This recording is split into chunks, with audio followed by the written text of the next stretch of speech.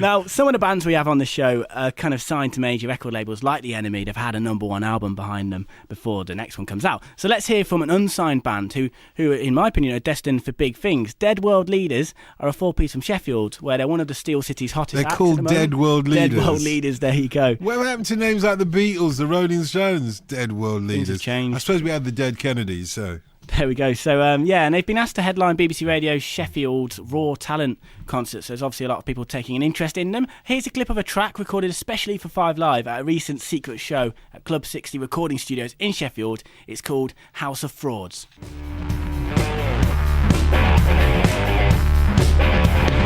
Cut me some slack, I'm a reasonable man.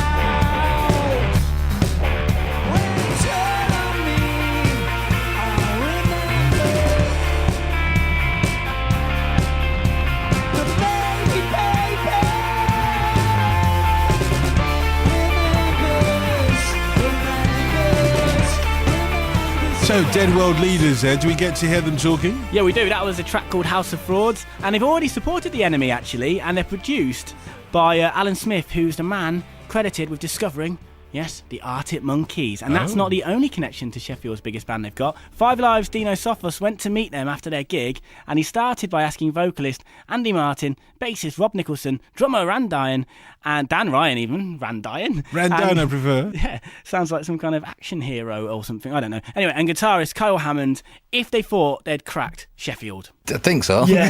Without being pretentious. Yeah. You know, we play in Sheffield when we want, we choose the gigs. When we play out of town, you know, you got to take what you can get. But you've also won a local award here as well. Yeah, the Exposed Unsigned Act of the Year, 2009. Congratulations! What did you get for that? Thank you. We got a really nice glass medal, wasn't it? Looking further afield from Sheffield, like what gigs have sort of stood out for you?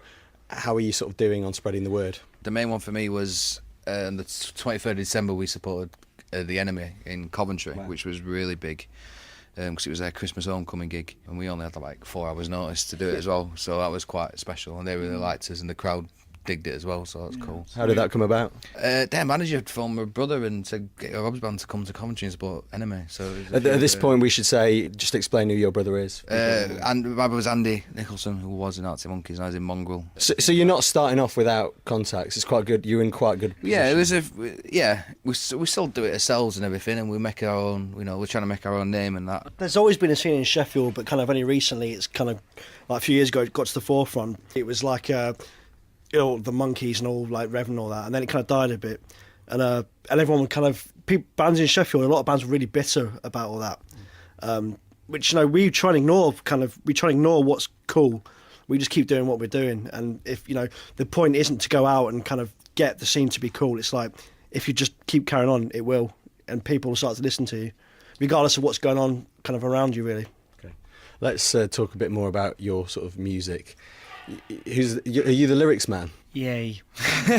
You're quite a cynical bloke, aren't you? Cynical? Ooh, why'd you say that? Just listening to your lyrics, I mean, they're quite cynical about sort of modern society. Obviously, it's kind of social commentary, I guess, but you do seem quite cynical about the world. Ooh, that's about the best question I've had. Yes, it is. And it's also cynical about, because I get a little bit sick when sometimes people do sort of political stuff, and I think that, to be honest, most of us don't care, and that tends to be a big theme. You're apathetic. Apathetic is probably the word, yeah. There's certain musicians that, that reduce things about it and they're making a point and people are noticing it, and then there's a lot of people who don't really do anything but will moan about it, and that's the kind of people that you're pointing out kind of thing, really. What's great is that what Andy's got to say is we're like, yeah, that's totally true, because we're all in the same boat, kind of. We're all good friends. We've all got the same views. We've all had the same experiences. And what he says is like he's speaking on behalf. Yeah, it's like that's great.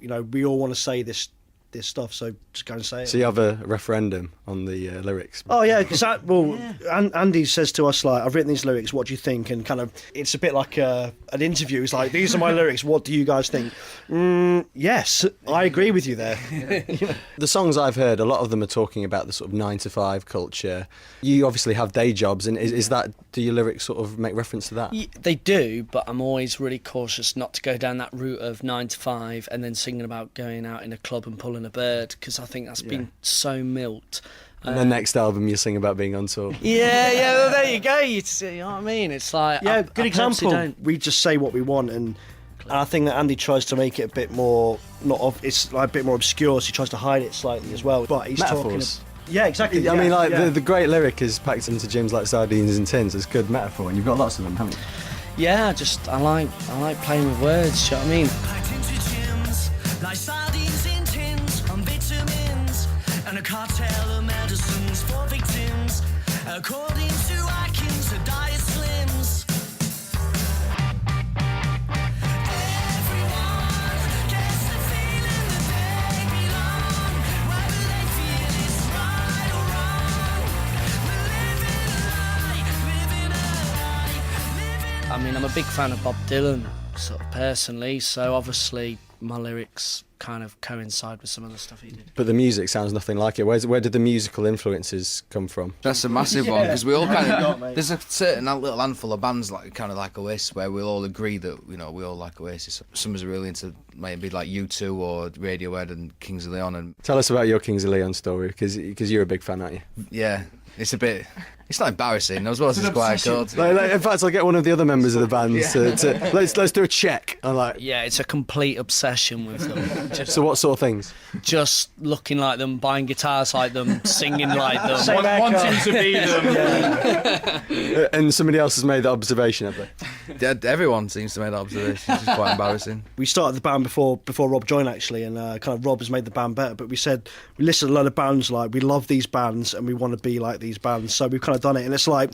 kind of the heavier end of indie. We're not Coldplay or anything. We like distortion and we like kind of kicking it in, if you know what I mean. Yeah. But that's good that you can cite a band that, because a lot of bands don't do that. They're sort of, you ask them what are they influenced by, and they'll mention some sort of obscure Beatles B-side off some single. But to say modern bands, not a lot of people do it. But I think it's honest, isn't it, to say you are influenced by modern musicians as well. Yeah, definitely. I think a lot of people are influenced by them, but they won't say them because they don't want to be sort of pigeonholed into being the next so and so band. Some bands are scared of saying that they're into a certain band and they'd love to get where they are, I think. Sure. And Rob, is your brother produced some of the stuff Yeah, as he well? did the vitamins, and that's on a postcard which we released in 2007. Our kid produced it and that, and then he did the sort of last stuff as well. He did. We kind of have this thing with me and my brother where he don't sort of see us that often, and every time he does see us, he's like, right, we're going into Two Fly, I'm going to do this, I'm going to pay for a day, and we're going to do this and that. But the stuff he's done sounds nothing like your stuff, does it? The last thing we want really is for Andy to come in and then we sound like Arctic Monkeys. People would be like,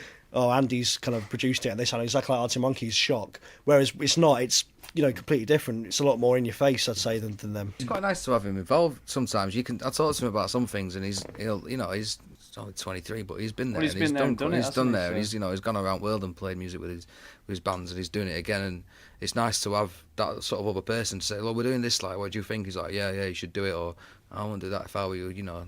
Do you think the fact that they did it once, it can't be done again like that?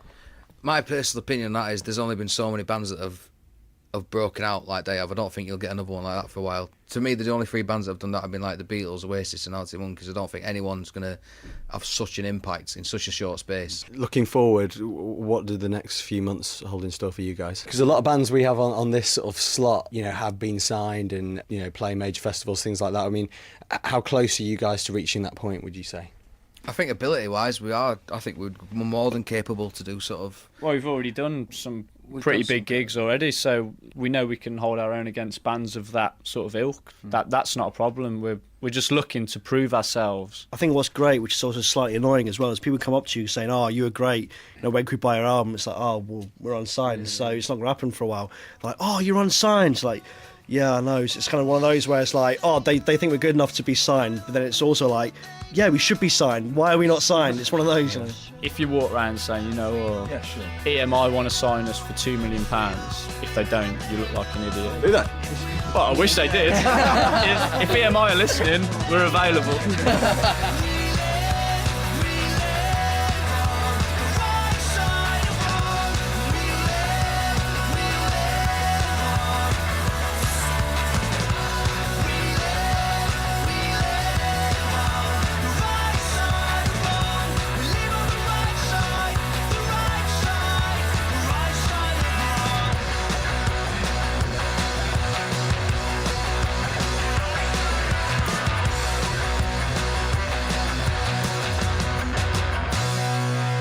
Dead World Leaders there, speaking to Dino, Sophos. The band are playing Storm in London's Leicester Square on May the 27th. For more information on the band, you can go to myspace.com/deadworldleaders. You can also download their stuff on iTunes, and Jamie will be putting all the information on what you heard tonight on the Up All Night Facebook group.